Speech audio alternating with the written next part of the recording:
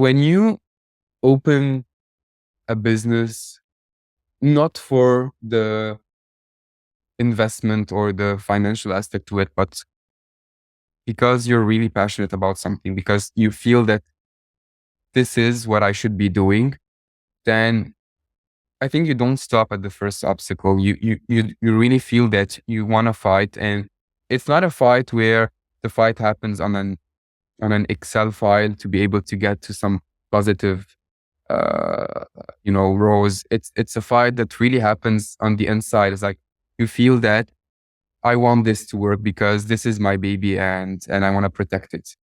This episode is proudly brought to you by Mapper Forward's workshop, It's Time to Become a Coffee Consultant. Learn how to diversify your revenue streams and create freedom from your day job while saying goodbye to that alarm clock forever by becoming a consultant within the coffee industry or directly to consumers who have shifted towards home brewing and home roasting. Protect your income from challenging times in the coffee value chain by taking this course today. Go to mapperforward.coffee/workshops or click the link in the show notes for details. Welcome to the Daily Coffee Pro by Map It Forward, friends. I'm your host, Lee Safar, and this is episode 2 of a fantastic 5-part series with Joseph Sayegh from Levant in Beirut, a cafe that has decided that it will remain open during the war that's happening in Beirut right now, which is first of all, Joseph, I'm deeply grateful for you to take the time to have this conversation while that's happening, but more so than taking the time, for being generous enough to share your experience in real time while this is happening. It's an honor for me to be able to document this history with you in this conversation. So thank you for doing this. We're talking about adapting and surviving as a business in times of crisis, but in particular, this crisis that you're experiencing is the war that's happening in Lebanon. Now, in this specific episode, we're going to talk about how you approach decision-making.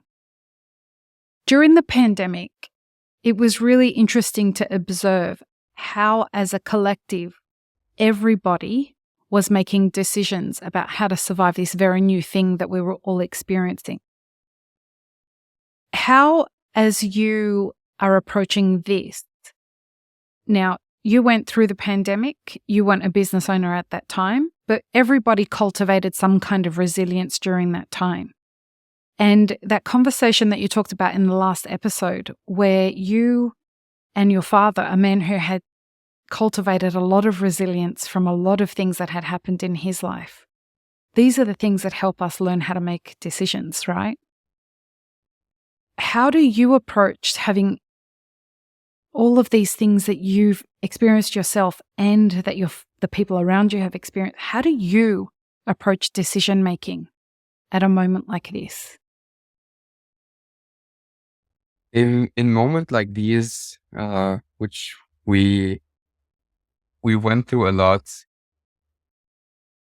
you start thinking about in a kind of, it becomes almost like intuitive, like what are the priorities in such moments. And for me, like some of the main priorities for Levant, it was from one part, the employees that I had. So these are people I was responsible of, and I had to be able to, no matter what, cover their salary at the end of the month. There was like the cost of running the place, so the rent, the electricity, etc. And from the other side, there's like the customers who you kind of hope and imagine that in a way they also need you. So the idea is to try to understand like what is Levant for the employees, what is Levant for the customers, and how is every decision that is being made affecting those in different ways. And from the financial aspect, you start really running on the lowest cost possible and start every decision to think about, okay, what am I getting from this? what does it mean for my customers? What does it mean for my employees? What does it mean for me? And this kind of becomes the balance or the decision making. It's like, what does it mean now for everyone, and not what does it mean in 3 or 5 years? So it becomes a Oh, bit more wow. difficult to project or do investments for long-term projects, but you start more thinking about the moment and the short term, like the coming weeks. And So it's a bit survival is the focus rather than growth planning or expanding or anything like that. Survival is the focus, and that's what you're basing decisions on in the immediate future. exactly. Survival is the goal, and in a way, surviving on the short term means also surviving on the long term. If I always tell to myself, if I manage to get through this period, it means that when things go back to normal or calm down, this will only benefit everyone Yeah. on the longer term. If Levant can survive a war, Levant can also survive times of peace or any other period. And this is the way I'm approaching it. You know, there is so much to be said for mindset.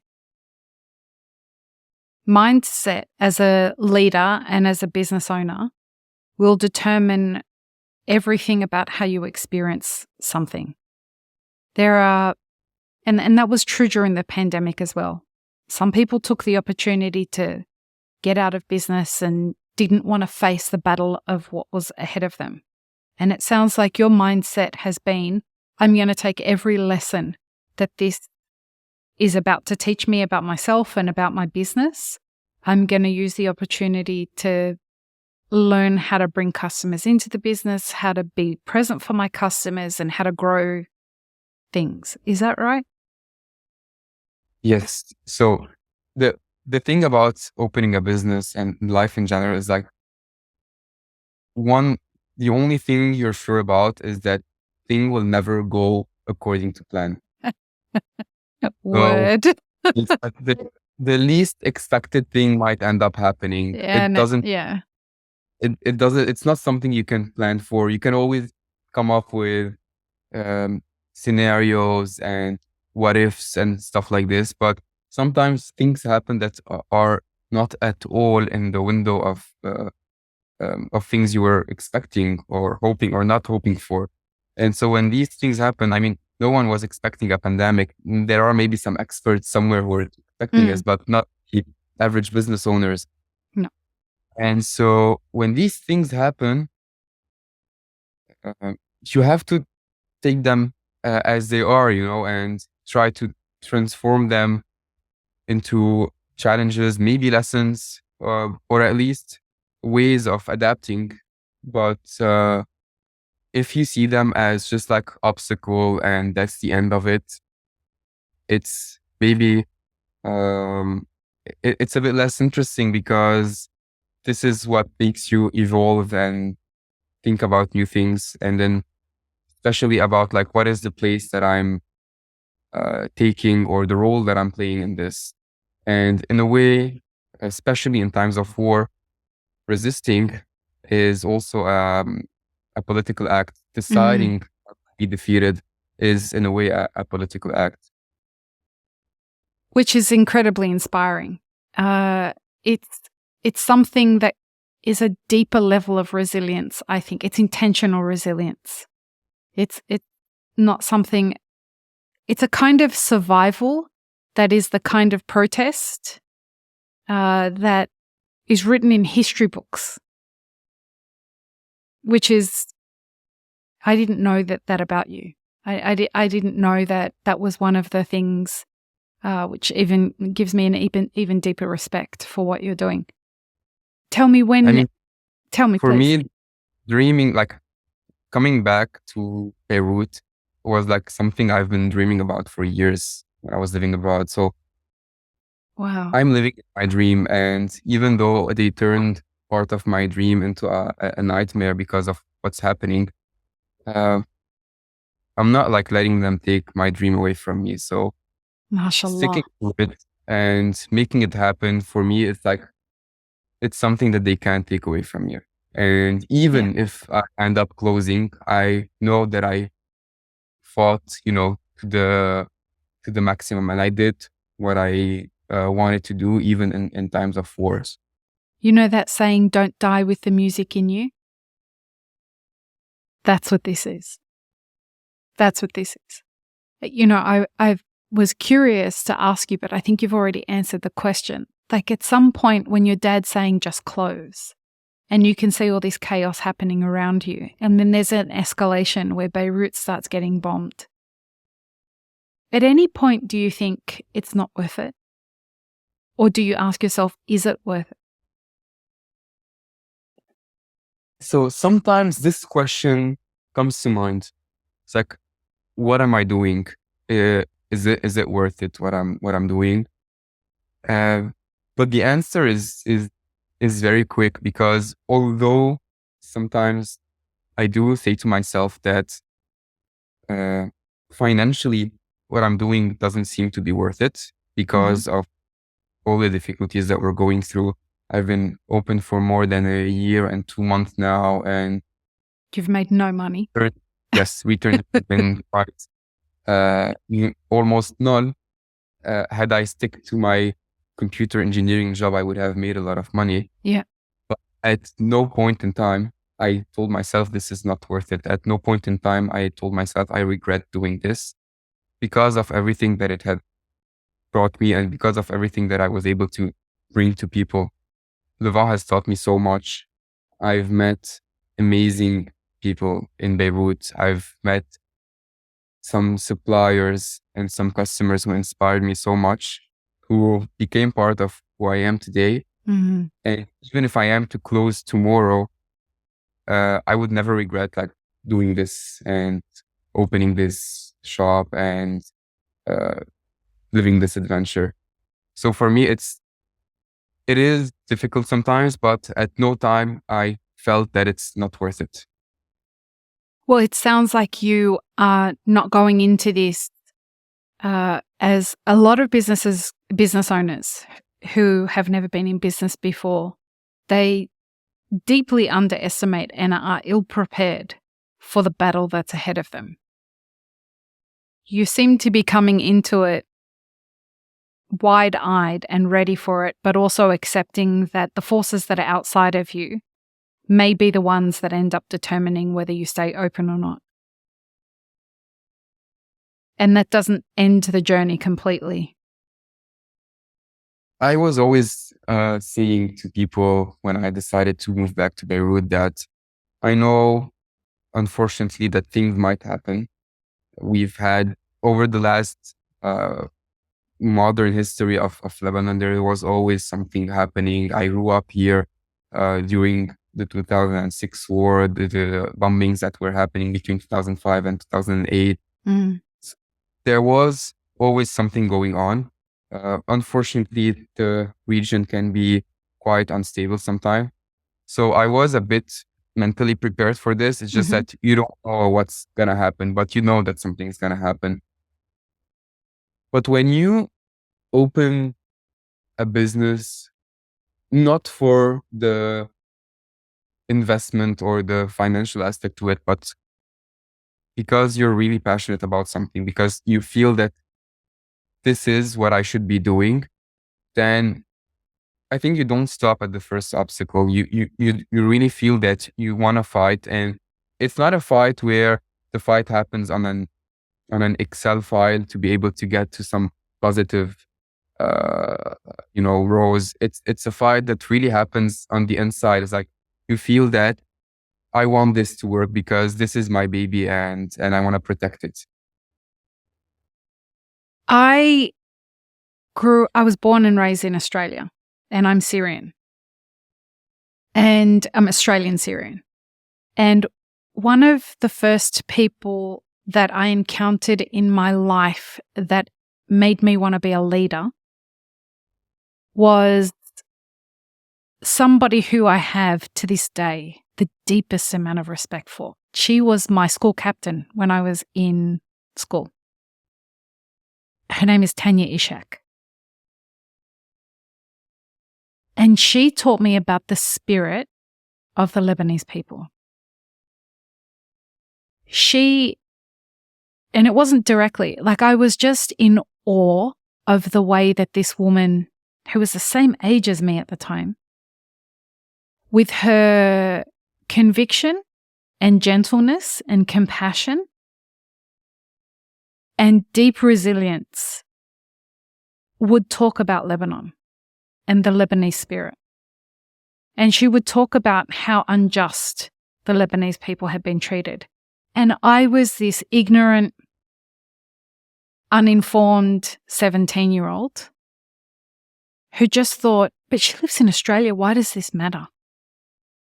Why does she care? And it wasn't until many, many years later, that I started to understand that the Ishak family, who I have to this day the deepest respect for, emulated the same thing that I meet from so many like really great Lebanese families that live abroad from Lebanon. It's this deep desire to want to be able to reclaim the culture that they seem to keep getting ripped away from them, from external forces and internal forces. So this passion that you speak of is something that helped form me into the person that I am from another person who was from Lebanon. And I have the deep honor of still knowing Tanya Ishak to this day and hope to come and visit her in Lebanon one day. But, inshallah, but it is something to behold when a people such as the Lebanese people have had this thing, this culture that they have such a deep love and passion for, taken from them and constantly beaten down, and they still keep showing up. It is an example to me of the kind of resilience that I wish more people would have in business, let alone just in culture. I'm very proud of myself for holding my shit together while I said all of that and not bursting into tears, because it's something that's really turned me into the person that I am today. So when having the opportunity to talk to you and then hear all of this, and I did not know any of this about you, is just beautiful to witness. And I appreciate you sharing that with us, because my curiosity behind wanting to have you on the podcast is when faced with what happened in Gaza, your business gets put under stress. That's enough of a reason for a business to close. And then a year later, what happens in Beirut, and you still decide not to close. I want to know what's making that human tick. And I'm not sure that it's going to happen anytime soon, but in some years, you're going to turn around and say, fuck, I did that. And I want you to be able to come back and watch this conversation. Join us for the next episode, folks, because I can't hold it together anymore. Peace, love, and peanut butter. Have an amazing rest of your day. I really hope you enjoyed this episode, friends. Please don't forget to show us some love by subscribing, liking, commenting, and most of all, sharing this podcast with your friends. Check the show notes for links, including our sponsors and our Patreon. And stay tuned for more great conversations on the Daily Coffee Pro by Map It Forward.